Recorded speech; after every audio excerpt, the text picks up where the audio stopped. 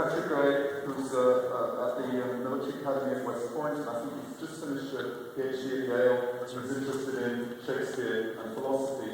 And today he's going to talk about Constancy and Pity in Shakespeare's Coriolanus and Virgil's Aeneid. Thank you. Buonasera, vorrei iniziare comunicando i miei sinceri ringraziamenti agli organizzatori del convegno, Marcus Garbi e Luca, per l'opportunità di essere qui. È un onore, è una bella città e un bellissimo posto, è incredibile. Questo teatro storico. Si prega di perdonarmi che non può continuare in italiano, ma è troppo difficile per me capire e parlare differente. Pertanto, inglese. Okay, so of the different research on the reception of Virgil that I have had a chance to read and now also hear about here at this conference, the project that I'm going to sketch out most closely resembles the recent book by Professor Kallendorf, the other Virgil, pessimistic readings of the Aeneid in early modern culture. Essentially, my aim is to build upon Professor Kallendorf's work. Thank you for the precedent. In particular, his chapter on Shakespeare, by looking closely at some aspects of Shakespeare's response to Virgil's Aeneid in one of his last Roman plays. I think that Virgil's influence is also apparent in his earliest Roman play, Titus Andronicus, and perhaps also Macbeth, as we've just heard.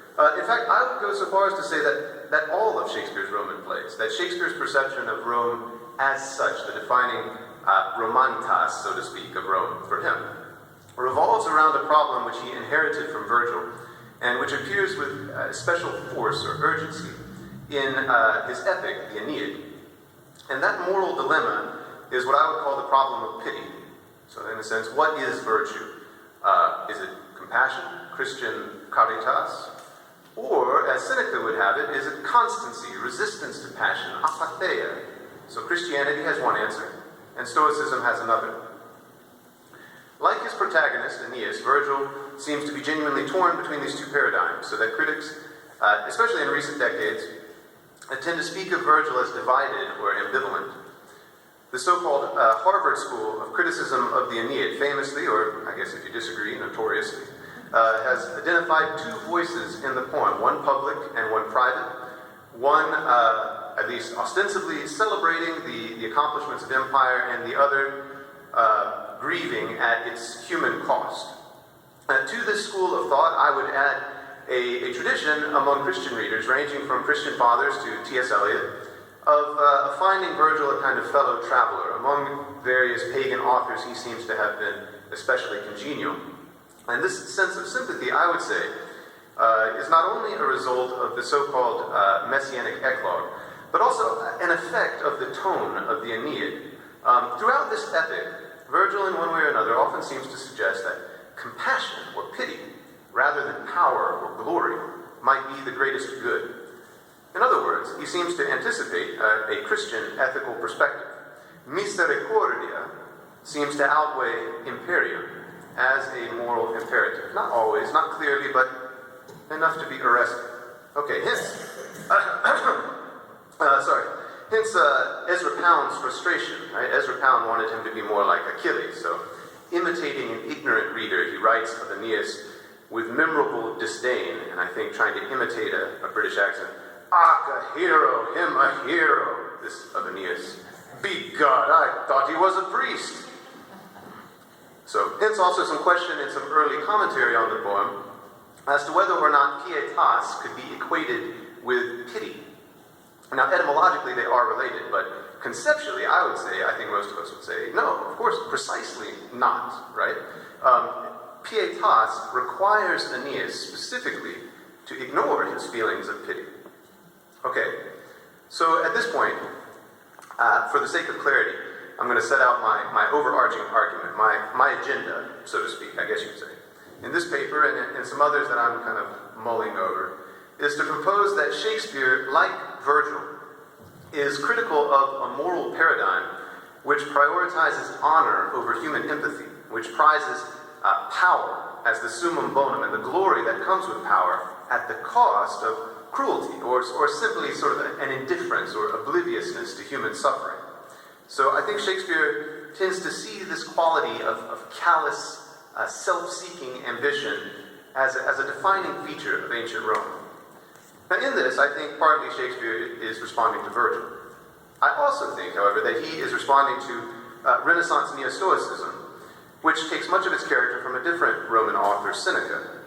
And I think in an effort to evaluate contemporary Neo-Stoicism, Shakespeare turns to Roman history and he finds there what he takes to be the fulfillment, for better or more typically for worse, of the ethical theory that Seneca advocates, as well as some of its political implications. So in other words, Roman subjectivity for Shakespeare tends to oscillate between two poles. On the one hand, the aggressive drive for worldly imperium that St. Augustine calls libido dominandi, and on the other hand, in defeat especially, Stoicism, and specifically the rather harsh, or I would say inhuman Stoicism of Seneca. So that's the big picture as I see it. But for now and for here, I'm going to focus on one play, Coriolanus. And in fact, before I begin, having framed this project in one way, in terms of what used to be called the history of ideas, and I'd also like to frame it in another, in terms of the stakes, in terms of source study. So Shakespeare's relationship to Virgil is something of a vexed question, and the reason why, I think, is readily apparent if we take into account Shakespeare's much more obvious connection with another very different Roman author, in a sense a kind of anti-Virgil, Ovid. Names and stories from Ovid appear repeatedly throughout Shakespeare's work, whereas direct allusions of this kind to Virgil's poetry, they do occur, but they are much less frequent or obvious. So why? Now, we know for a fact, or at least we know about as well as we know anything about Shakespeare's life, that he read and studied the Aeneid as well as the Metamorphoses intensively in grammar school. So why does he seem to prefer one over the other? What I would say is, for Shakespeare, both authors are equally important. The difference in their influence is more one of kind than of degree. So what I mean is, Ovid, for his part, provided a kind of treasure trove, discrete, detachable, micro-narratives, metaphors, exotic names, perfect from a poetic perspective for spicing up a speech or filling in a figurative conceit. Whereas Virgil, I think, in contrast, set up the thematic core of what I would call Shakespeare's Roman project. That is, his 4 or 5 plays, depending on whether you count Cymbeline, as well as his Epilion, the Rape of Lucretian, which examine Roman history in which all, in one way or another, at one point or another, grapple with the same quintessentially Virgilian dilemma. That's this problem that I've called the problem of pity, a kind of conflict in value systems. So, most commentators on Virgil take a similar sort of thematic approach. At the same time, however, obviously, some sort of anchor or ground for this analysis needs to be found within the text themselves, some sort of allusion or name or something, as a starting point. So here, for this purpose, critics usually turn to The Tempest, and in his book, The Other Virgil, Professor Kallendorf, I think, logically enough, takes up and responds to this tradition. Another go-to text is Antony and Cleopatra, I guess for obvious reasons. Shakespeare's Antony alludes to Dido and Aeneas explicitly, and of course he and Cleopatra make an appearance in the Aeneid. Okay, but that being said, to argue for Virgil's Aeneid as an influence on Coriolanus, as far as I know, is a new step or a new move within Shakespearean source study. The conventional wisdom for a long time was that the play is based almost entirely on a single source, and that is Plutarch's Life of Caius Marcius Coriolanus. The one notable exception was a speech by an old patrician, Menenius, justifying the privileges of the aristocracy by comparing them to a belly, which seems to do nothing, but in fact digests and distributes food to other parts of the body, and is thus more necessary than it might seem. For some reason, this reminds me of Joe Biden, but...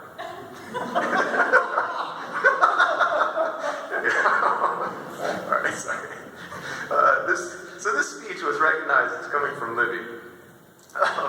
Okay, but then in an important article a while ago, Ann Barton showed that Livy, and specifically Livy as mediated through Machiavelli's discourses on Livy,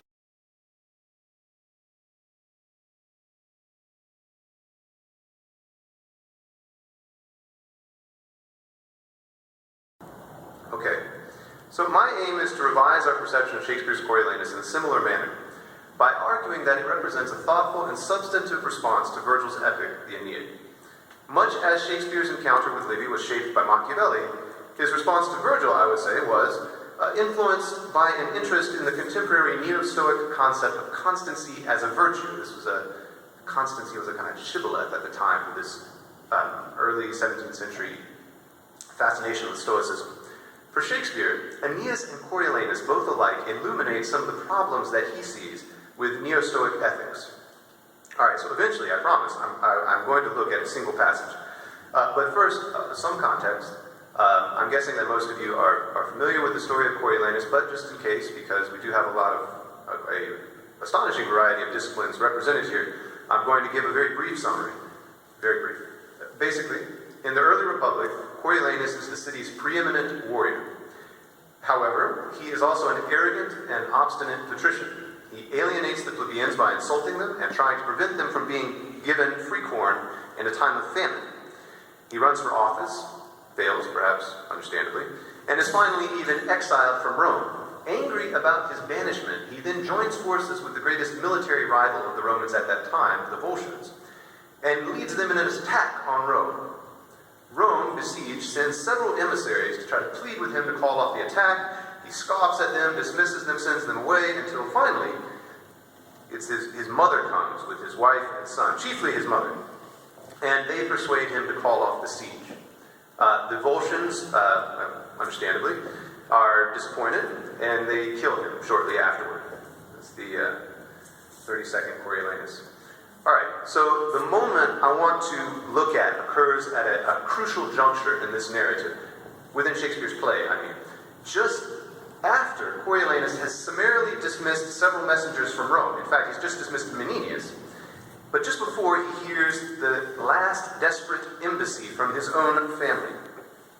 And he proclaims, after, Menenius is sort of sulking off in despair, and Coriolanus proclaims, "Wife, mother, child, I know not." And the Volscian guards who are watching sort of nod and say, "Oh, yes, all right. A noble fellow," says one. "A worthy fellow," says the other. "He's the rock, the oak, not to be wind shaken." Okay, the rock, the oak, not to be wind shaken. So, at this point, in a room full of experts on Virgil, I'm going to guess that this is familiar.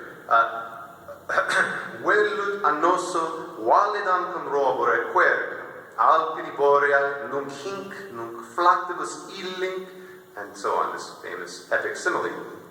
But let's kind of move in slowly. First, without going into sort of exhaustive detail up here, let me just say that this striking description of Coriolanus does not appear in either Livy or Plutarch.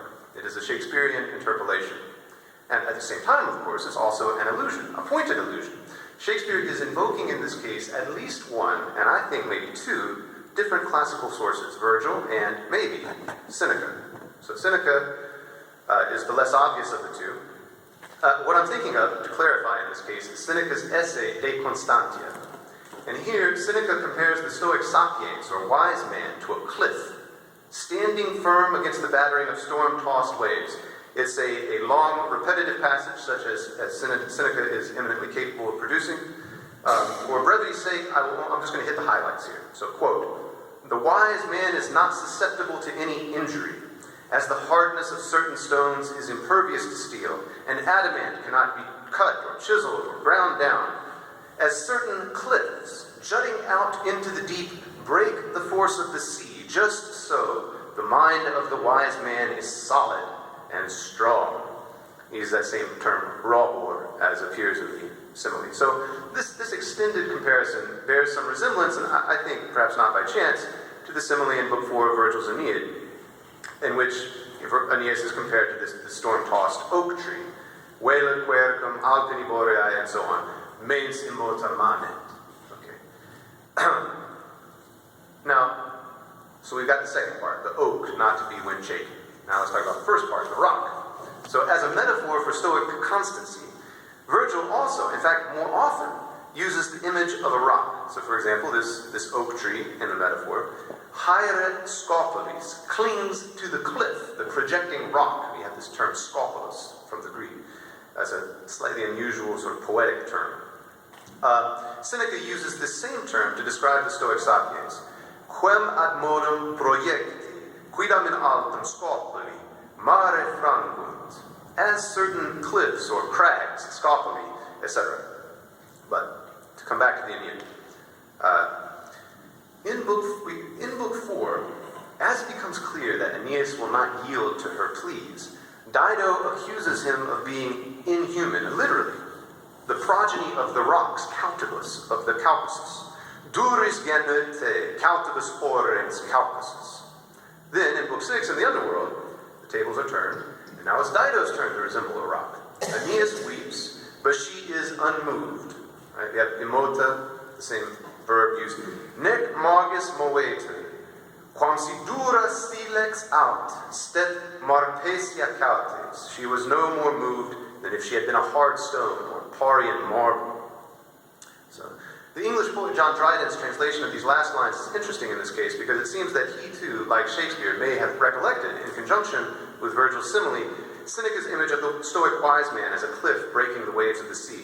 Interpolating his own conceit, he compares Dido to, quote, death rocks when the loud billows roar, unquote.